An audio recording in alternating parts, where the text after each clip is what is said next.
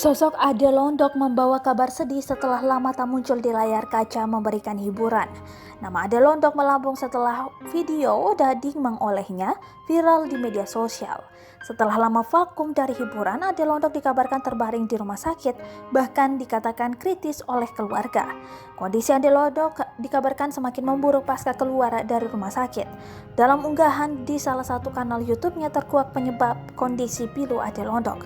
Rupanya, Ade Londok sempat terjatuh dari tangga. Naasnya, kepala terbentur dan tulang ekornya terhempas ke lantai. Dalam pemeriksaan dokter, diketahui Ade Londok mengalami penyumbatan darah di kepala.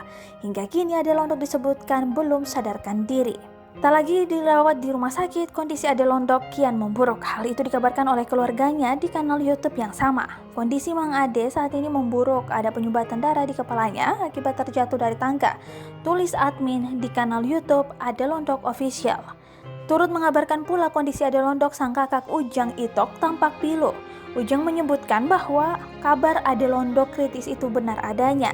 Saya selaku kakaknya Ade Londok saat ini sengaja ada di sini karena adik saya sedang dalam kondisi kritis, kata Ujang Itok dikutip dari tribunnews.com.